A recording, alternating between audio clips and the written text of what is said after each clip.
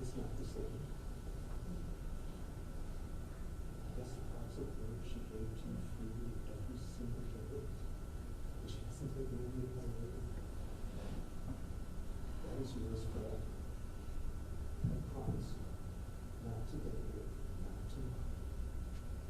But someday, you'll be able to close your eyes and dial up any of the innumerable wonders of the trail of God, as if it were happening right there.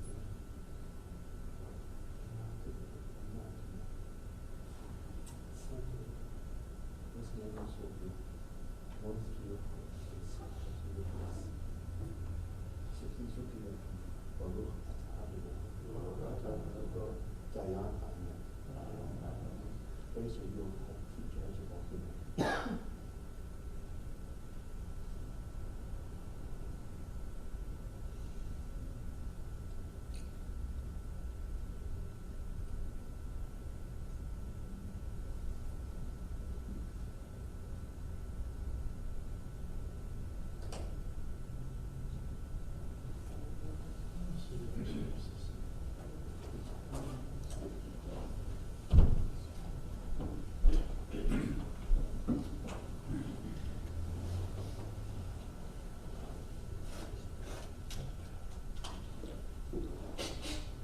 Ladies and gentlemen, as we begin our services, if we can please kindly turn off all cell phones or electronic devices, or please place them on silent. Thank you.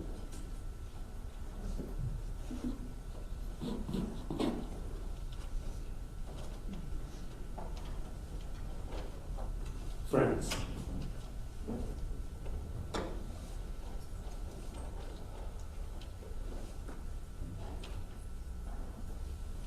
Esa enai el harim, me'ayin yavo esli, esli me'im Adonai, oseh shemayim va'aretz. I lift my eyes to the mountains. What is the source of my help? My help comes from the Eternal, maker of heaven and earth. God will not let your foot give way. Your protector does not slumber. Behold, the protector of Israel neither slumbers nor sleeps. God is your guardian. God is your protection at your right hand. The sun will not strike you by day, nor the moon by night. God will guard you from all harm. God will guard your soul, your going and your coming, now and forever.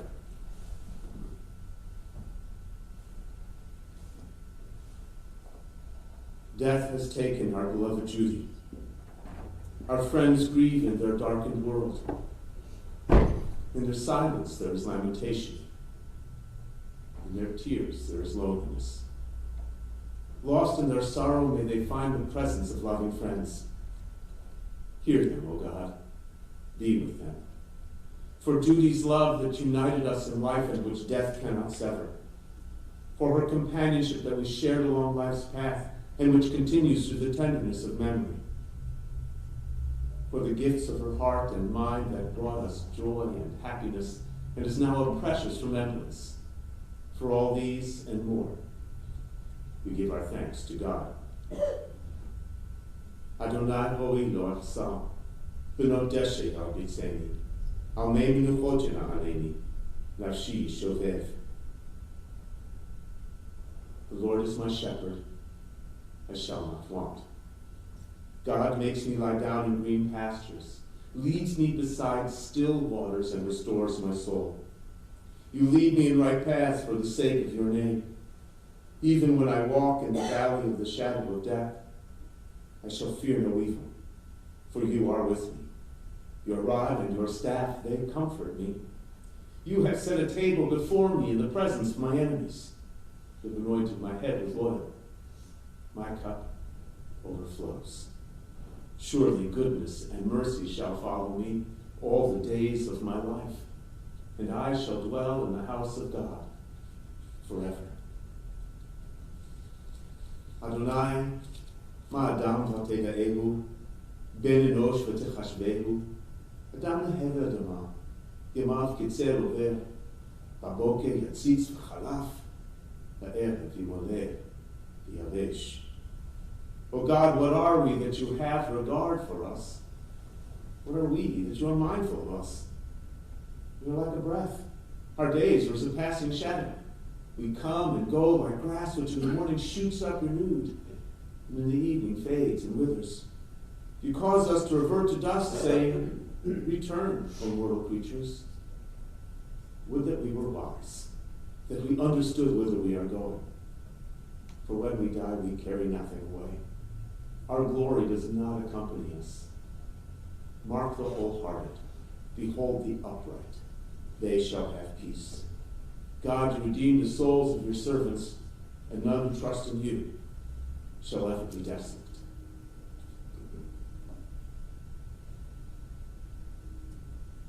Birth is the beginning, and death, a destination. But life is a journey, a going, a growing from stage to stage, from childhood to maturity and youth to age, from innocence to awareness and ignorance to knowing, from foolishness to discretion and then perhaps to wisdom, from weakness to strength, or strength to weakness and often back again, from health to sickness and back we pray to health again, from offense to forgiveness, from loneliness to love, from joy to gratitude, from pain to compassion and grief to understanding, from fear to faith, from defeat to defeat to defeat, until looking backward or ahead, we see that victory lies not at some high place along the way, but in having made the journey stage by stage, a sacred pilgrimage. Birth is a beginning, and death a destination. But life is a journey, a sacred pilgrimage made stage by stage, from birth to death to life everlasting.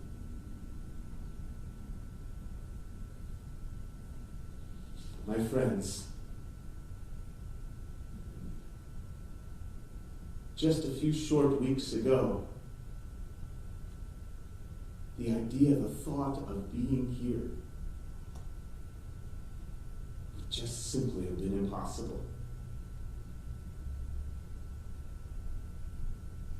Just a few weeks ago, Al and Judy were celebrating life as they had for 60 years,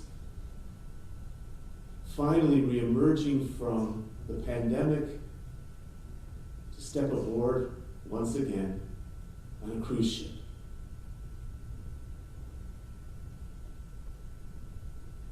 With all that joy, with all of that wonder at the world, who would have ever imagined that today we'd be here? And yet, as Judy would always remind us, make sure you live each day, because you never know what tomorrow will bring. Judy lived her life with passion, with joy, and with love. It isn't every day that I share this mic with all of the daughters-in-law. But everyone wanted to speak of their love and their appreciation. Carrie?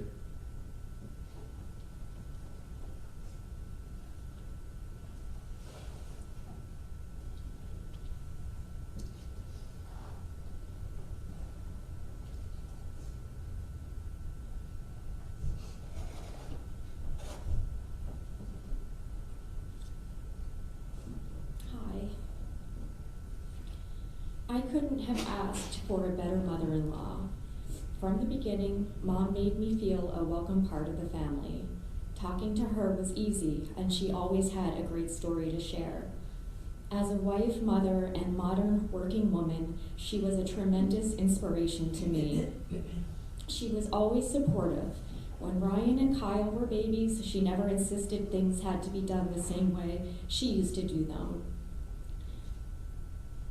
You could sometimes hear Dad in the background during a phone call, and then Mom would say, "They don't do it that way now, Al." When she introduced me to people, she would say, "This is my daughter-in-law," but really she's my daughter. I felt unconditionally loved by Mom.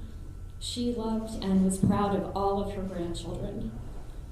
She and Dad came to every event they could for my boys. Shortly after moving to New Jersey, she came to Kyle's preschool Halloween parade in the parking lot of the school on a chilly, damp day. We saw Kyle's appearance of less than a minute as he toddled around the loop.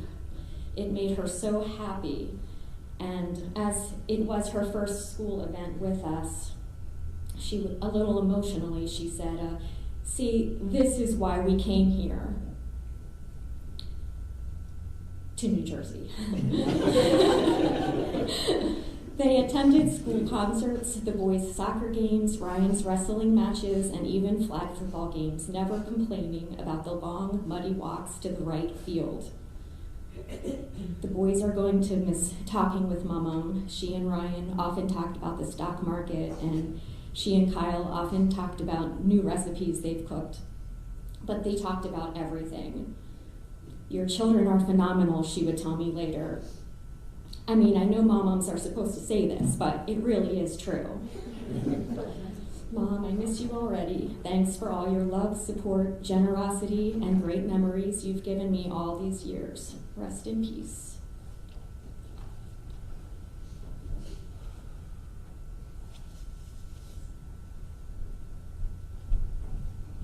Leslie?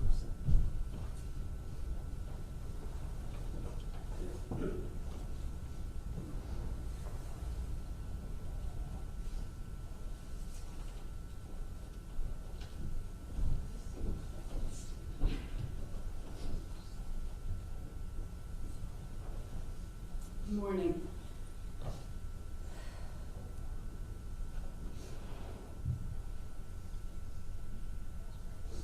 I'm going to do this. I have glasses, I have really big font. It should be good.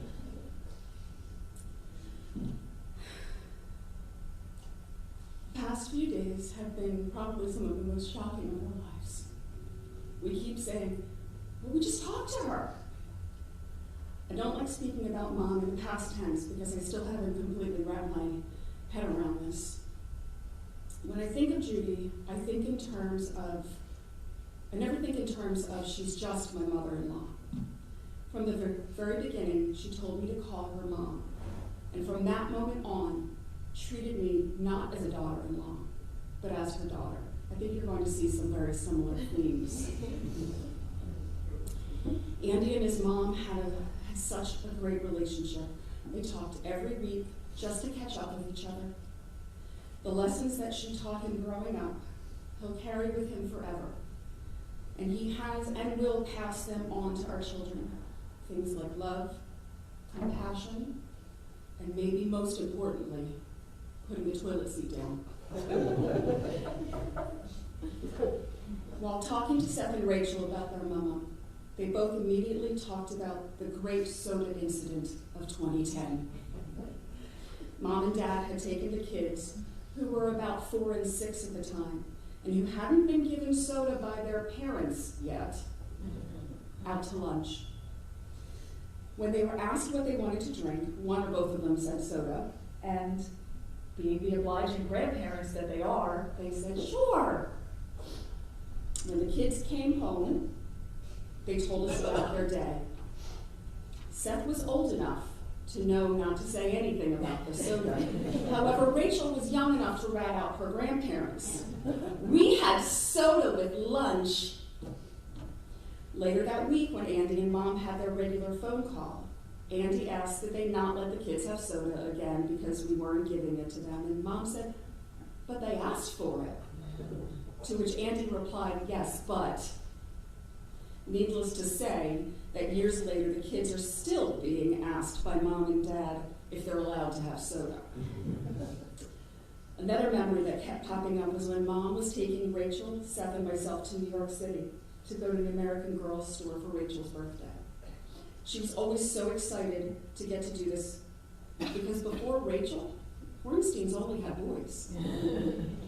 She loved getting to help Rachel pick out things for her doll, Sally. That morning, Rachel had lost a tooth and was very excited to put it under her pillow for the tooth fairy to come. And she said so to Mom and Dad. Mom said to Rachel, "Oh, you're too smart to believe in the tooth fairy. I'm sorry if I ruined it for anybody." And Rachel whipped her head around and just looked at me like, "What?" Quickly, I told Mom that the tooth fairy had previously left a letter underneath Rachel's pillow and that we knew she was real. When Mom was in the hospital, I told her how much I loved her and thanked her for giving me Andy.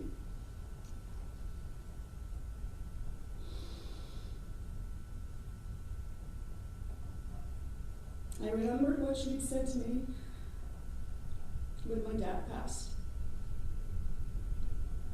Grief never ends, but it changes. It's a passage, not a place to stay. Grief is not a sign of weakness, nor a lack of faith. It's the price of love. I could almost hear her in my head saying, "I love you too, honey." And of course, ending with what the kids call her catchphrase, "So long."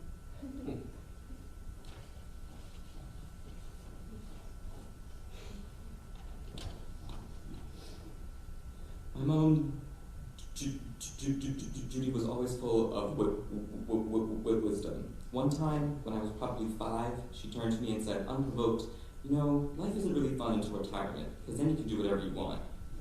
She was also very vocal about her opinions, but she would never force them upon us. She desperately wanted Rachel to pierce her ears, but I was the one to do it instead.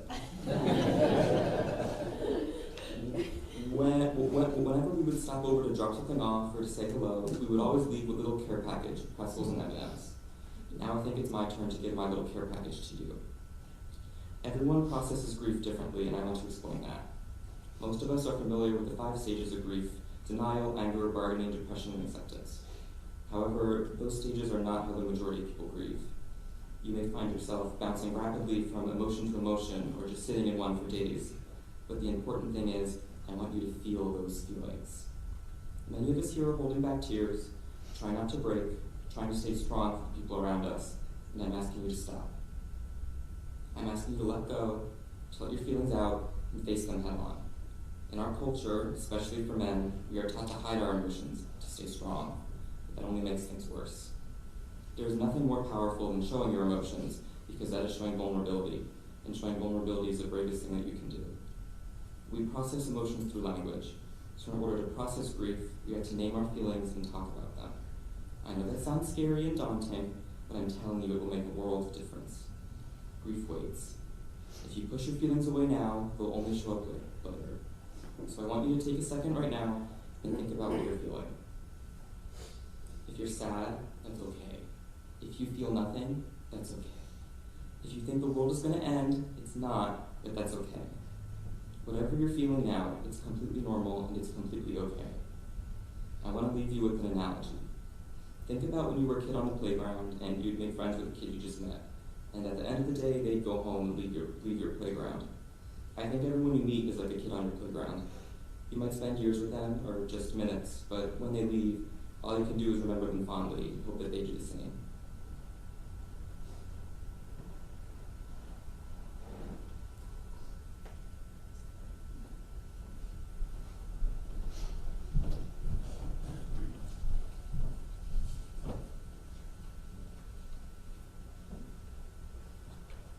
Yes, Josh.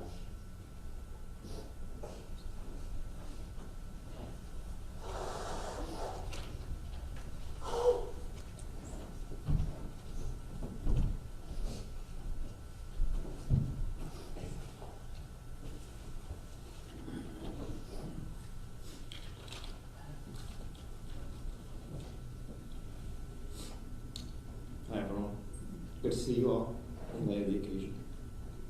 And thanks to everyone who spoke already for the beautiful speeches.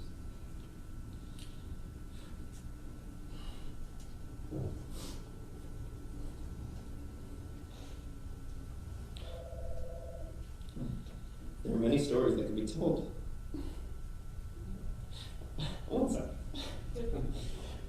I guess I am my mom's son.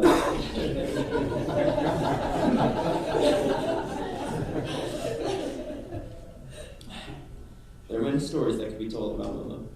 The earliest photo I have of us is her holding me as a baby, with my parents, all of my grandparents, and Len and Ruth in the photo. As I got older, I remember going over for Passover dinner and her making meatballs, which personally I didn't really like.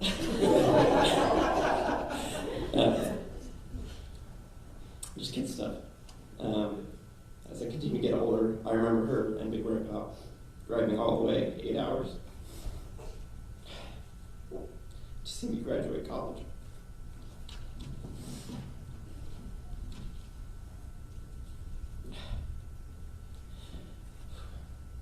There were many times we said hello, and with that, many goodbyes. The story I want to tell is of Josh and I saying our final goodbye. After a tough lunch of emotions and laughs with Big Grandpa, Uncle Andy, and Dad, we visited Mom in the hospital. Josh and I were there with her, and I was also allowed to bring my guitar.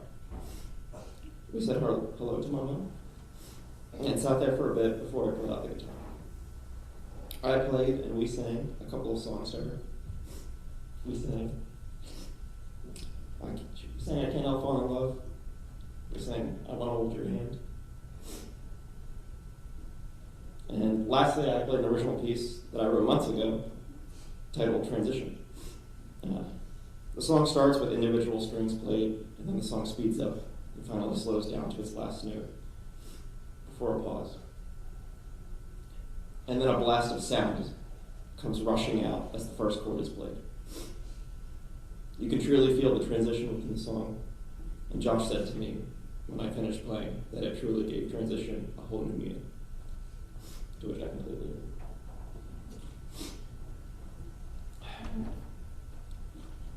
We all love her and miss her very much. And the rest of the story is best told by my brother Josh. So with that, I will transition my words to you and let you tell the rest of the story. And as Leslie said, so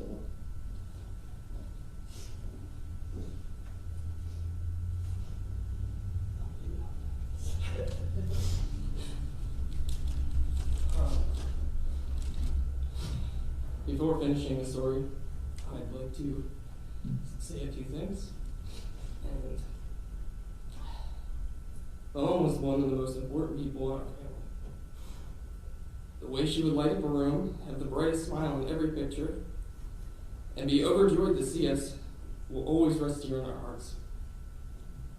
As her grandchildren, she was always there for us, regardless of the strife she must have endured. She cared for us.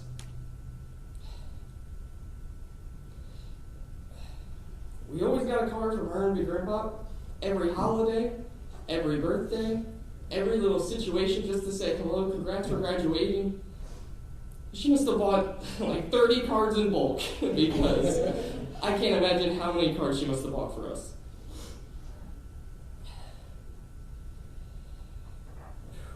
Every time I got one, it felt like home.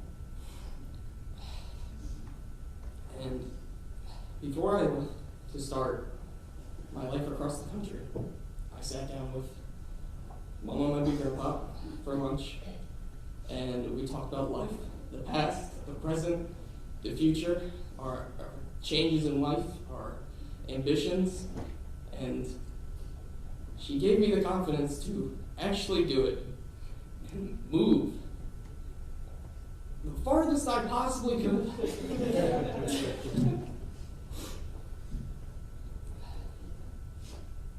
Little did I know that would be the last meal I shared over 6 months ago.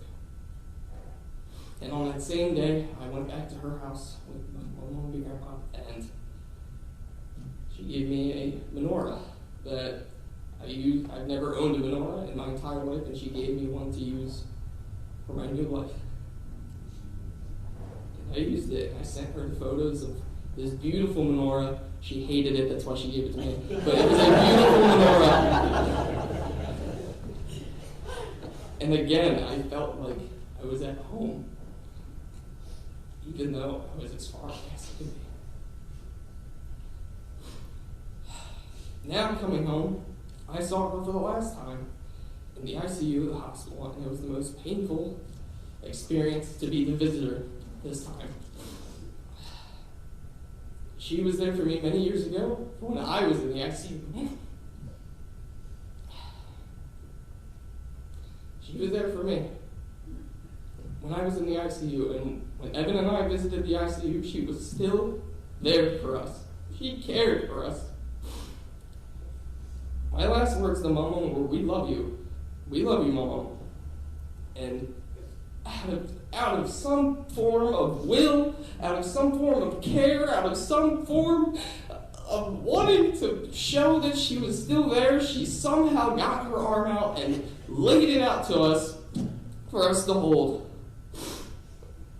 In which I drew my name in, as well as Evan with our fingers, drew our names in just to let her know who was there.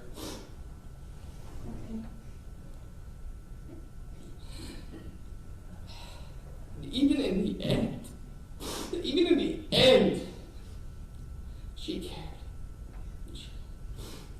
I hope we can all learn and take something from that, because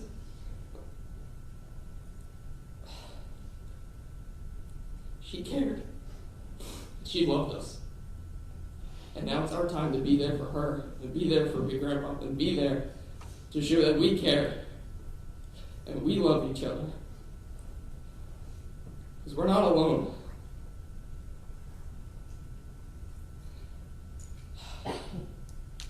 I will miss her. Thank you.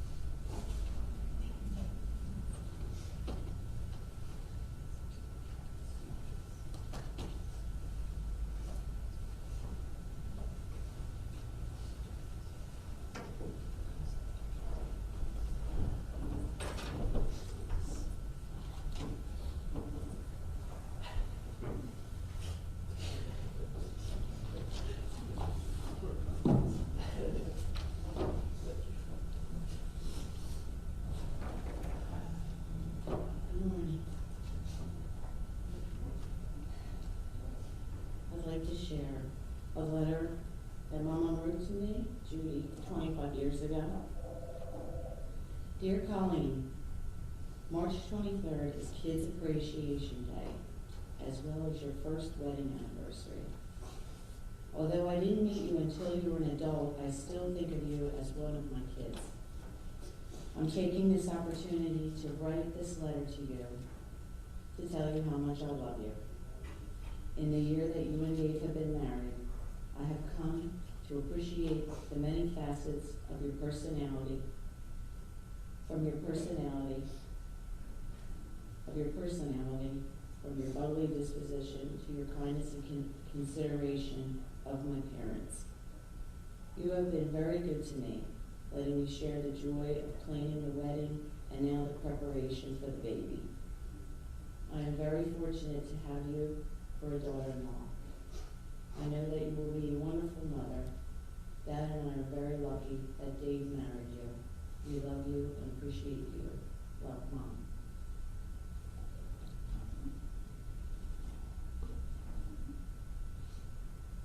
And I wrote a letter to Judy. Dear Judy, May your soul rest in peace and your memory be a blessing. March 23rd, Kids Appreciation Day. Dave and I celebrated our 26th wedding anniversary. Today we celebrate you and the life you and Dad created together in 60 years of marriage. I was 23 years old the day I met you, and Dad for the first time. We met on a holiday, Yom Kippur, the Day of Atonement, the most solemn of Jewish religious holidays. We were going to break the fast, meaning no one has had anything to eat or drink for 24 hours. I love your son, however, not sure if that was the smartest or best day to meet my future mother-in-law. And yes, I knew I was going to spend the rest of my life with your son, Dave. So I was very nervous to meet his mom and dad. I brought a bottle of wine, but you never opened it. I asked quietly, Dave, when is your mom going to open the wine? And he whispered, never.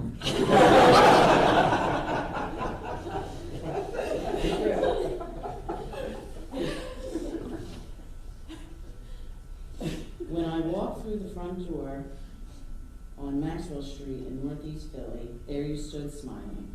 You gave me a big hug and welcomed me right away with open arms.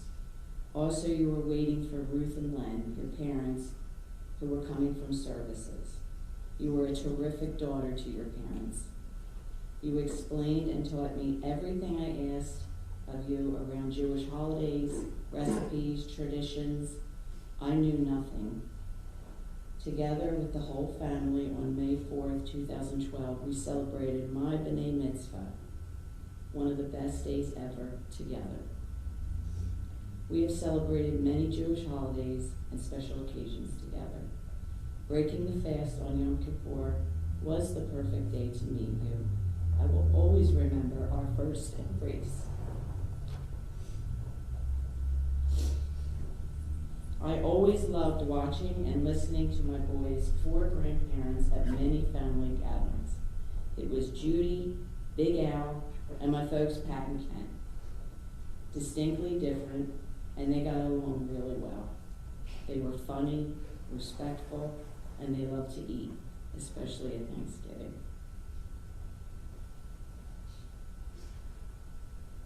And when I was suffering, losing my father 16 months ago, Mom called me every day, all the time, and we talked, and she was always there to listen and comfort me in coping with my father's passing and the living.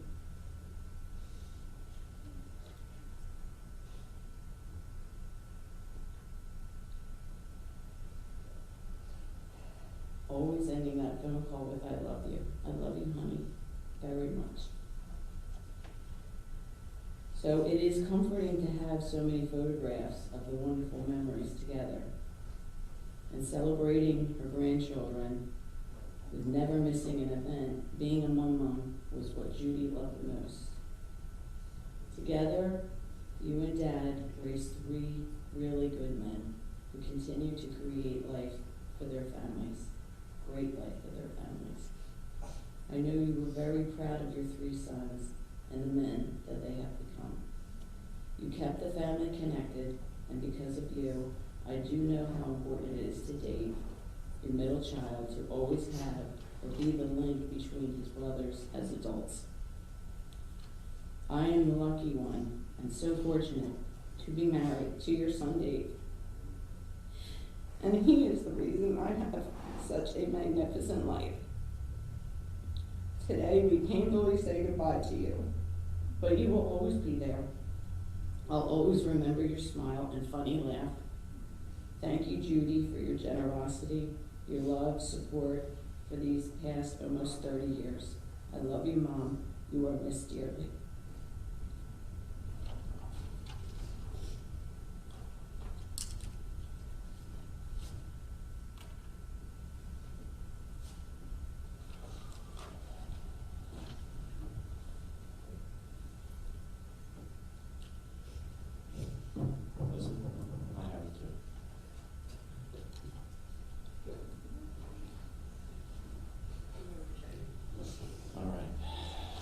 So, Colleen, first, thank you for looking for pictures of Mom and finding these letters.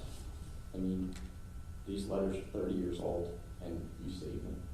So I want to thank you for that. Like my brothers, I didn't know what I was going to say. There's so many things to say, but where do you start? This gave me a path, so I really appreciate it. And Mom, thank you too. So, I'm going to read this letter. However, I'm going to answer her at the same time. So, by the way, I had just turned 30 when Mom sent this letter in March of 1997 for our 1-year anniversary. She wrote, "Dear Dave, March 23rd is Kids Appreciation Day. You are way past being a kid and are expecting your own kid. But I guess that I will always refer to you and your brothers as the boys.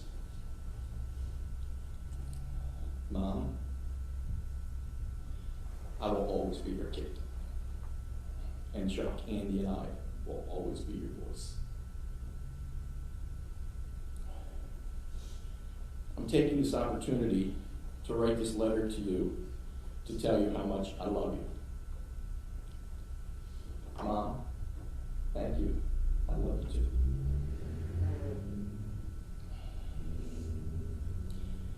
You went away to college when you were only 17, although you probably had many adventures that I don't want to know about. Daddy and I knew. Actually, that's a curve. That Daddy and I knew that even then you would be okay. Mom, yes, I had many adventures you don't need to know about. And I don't really know if you thought I'd be okay, but I do appreciate the unconditional love and support that you gave and still do. Seth, this one's for you. You took your earring off when you went for a job, and you continued to adjust to the adult world. Mom, your grandchildren have earrings, they've got streaky long hair, and it's okay. However, I guess that earring thing really bothered you because you wrote this letter when I was 30, and I had the earring in from like 19 to 22. Well, I'm still adjusting to the adult world. Instead of taking out earrings, I am putting on readers. You retained your great work ethic that we first saw when you played sports. They say that being the middle child is hard. You not only have overcome any problems of the middle child, but you are now the link between your brothers as adults. Mom, I appreciate the kind words. And yes, I try to play cards with my brothers and friends once a month, and it's really important to do that. However, you are always the link. The weekly phone calls, getting together for holidays, all the stuff in between that you did with any updates that we had. You were always the link. When you were a child, Daddy and I were always proud of you. Now we're proud of the man you have become. Mom, thanks. You and Dad are always been fantastic role models and who I've tried to emulate. I'm sure that people love their children, but we like you too. Mom, as the father of 2 sons, I get it now. Dad and I are very lucky to have you. We love you and appreciate you. Happy Kids Day. Mom, this kid, your boys, Andy, Chuck, and I, and our extended family and friends, love you and appreciate you. You are already missed. Everyone, thank you for being here. Thank you.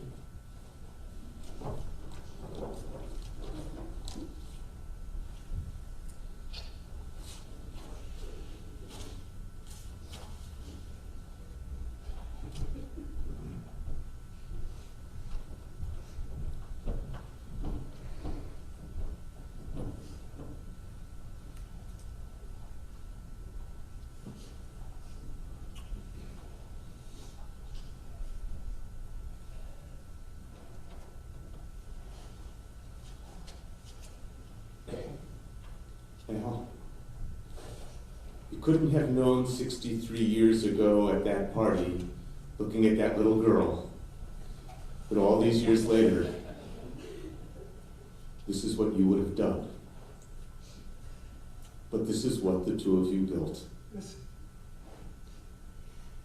And you built it each day, one day at a time.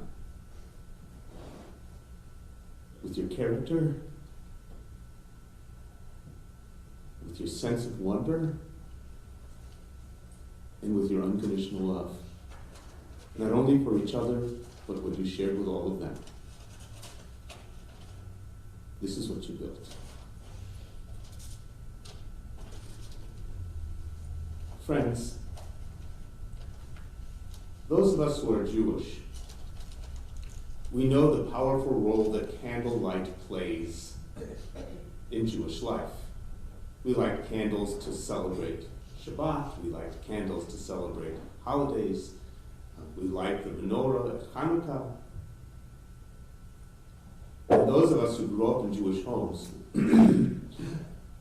we know that periodically a little candle in a little glass would mysteriously appear in our kitchen, always in the same place.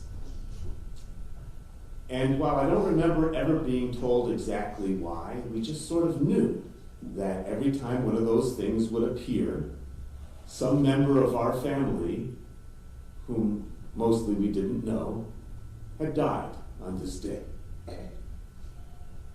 One time when I was about 10, I walked into the kitchen, and there in the place was this weird thing plugged into the outlet. I knew it was something Jewish because it had a Jewish star on it, and it had this weird bulb that sort of bounced back and forth as if it was mimicking the flicker of a candle. So I went to my mother and said, "Mom, what is that thing?" And she puffed up with what in those days passed for technological pride, and she said, "Oh, that's my new electric yard-side candle." I didn't care. I mean, I wasn't certain where we were going to get juice glasses from now on, but that didn't really matter. A couple months later, I walked back into the kitchen, and there in the place was the familiar little candle in the glass jar. So now, as a 10-year-old completely perplexed, I went to my mother and I said, "Mom, what happened to your electric yard-side candle?" And she got this very dismissive look on her face, and she said, "It just didn't work." I had no idea what she meant at the time. Until many years later, I came upon this midrash. The Torah begins with a simple declarative statement. Bereshit bara Elohim et hashamayim ve'et haaretz. In the beginning, God created the heavens and the earth. Vayomer Elohim yehi or vahi or. And God spoke and said, "Let there be light." And there was light. And there was evening and morning the first day. Later in the story of creation, on the fourth day, we are told that God created the sun and the moon and the stars. No doubt took several thousand years, but eventually some precocious young rabbinic student in some academy sheepishly raised his hand and asked the question. "Master," he said, "how can you have light on the first day if the sun and the moon and the stars weren't created until the fourth day? How can you have light without luminaries?" And the master thought for a moment and then answered in perfect rabbinic fashion. He said, "There's light, and then there's light. There is the light you see with, the light of the sun, the moon, and the stars, the light of electricity. And then there is the light by which you are seen, the light that burns inside, that radiates with warmth and beauty and dignity and grace. And that is the light of the first day of creation. And the real miracle of that light is that the more you give yours away, the more brightly it burns.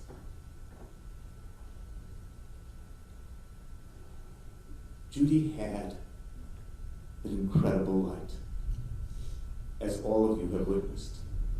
And she gave it away freely, everywhere she went. She deposited little sparks of her light within you. When this family goes home to sit Shiva, they will light the Shiva candle, the memorial candle, the big candle that will burn for 7 days, the traditional length of Shiva. And at the end of those 7 days, the candle will go out. But please understand, the candle will go out, but Judy's light will never go out. It burns as brightly today as it ever did. You see, with her light, she reached out from within herself with her grace and her beauty and her zest and her passion and her love, and she deposited little sparks with all of you. And countless other people who may not even know that her light burns inside of them. But it does. You know. You each have those sparks. And I'll tell you something else. You could not be who you are today if the light of her life didn't reach out from within her and burn itself into you. It changed you, it altered you, it made you into something you weren't before. It has become indistinguishable from your own light. Indeed, in 1,000 years from now, when none of us is in anybody's memory, through all of you, the light of Judy's life will continue to cascade across the generations like the ripple in a pond when you toss in a stone.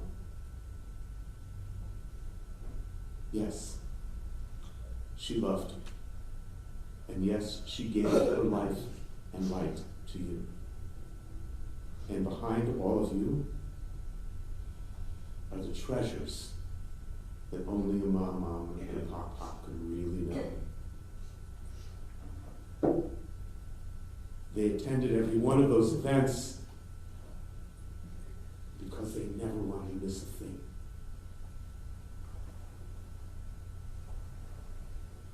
Judy was a miracle. She was cultured, she was graceful, she was always put together. Her nails were always perfect, her hands magnificent. But her love and her ability to have a special bond with each one of her grandchildren was truly magic.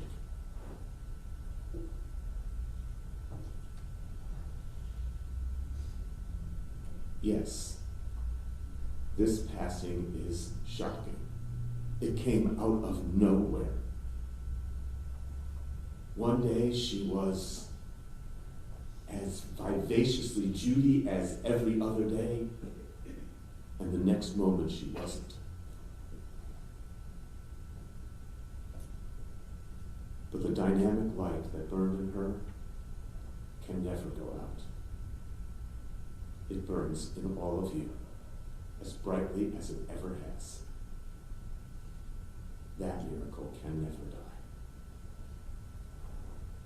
Keep it with you always. May God bless her memory as she has been a blessing to all those who were able to share her light. And let us say, Amen.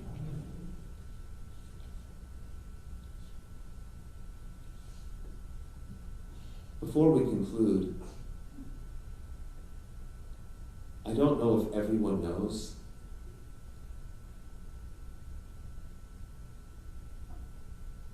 but this family is about to celebrate its last bar mitzvah.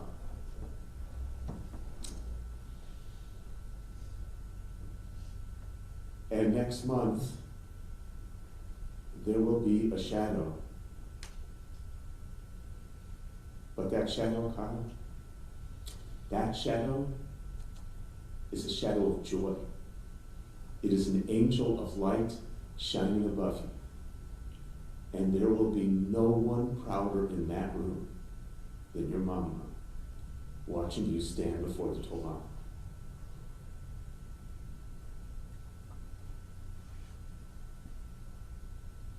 Keep that shadow with you. because it's her hug with you always.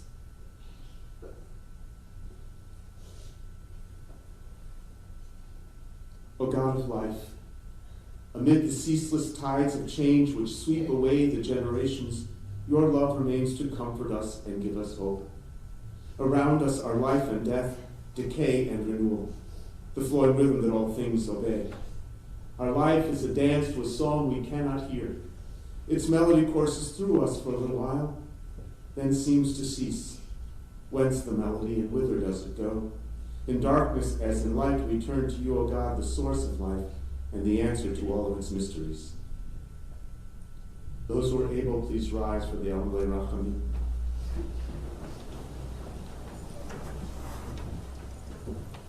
El Malei Rachamim shochen b'amamim, hamtzei menucha nechona tachat kanfei hashchina, im kedoshim u'toharim kezohar harakia masirim, et nishmat Yehudit bat Lebel shehalacha le'olama. Bar harachamim, yasdireha b'seta knafav l'olamim, v'tzor v'tzor chayim et nishmata.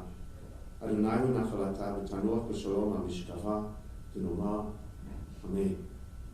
Compassionate God, eternal Spirit of the universe, grant perfect rest in your sheltering presence to our beloved Judy, who has entered eternity. O God of mercy, let her find refuge in your eternal presence, in the bond of everlasting life. God is her inheritance. May she rest in peace. And let us say, Amen. Please be seated. Friends, from this chapel we will be proceeding to the cemetery for the interment, after which the family will be returning to Andy's and Leslie's home, where they will sit Shiva and receive your visitations of condolence.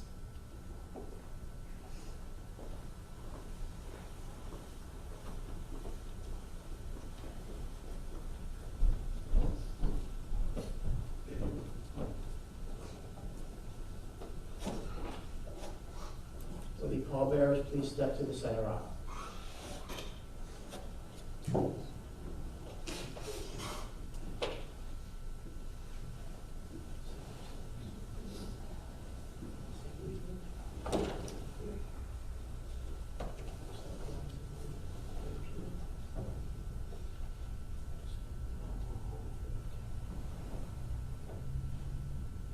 I'll ask if we can rise once more, please.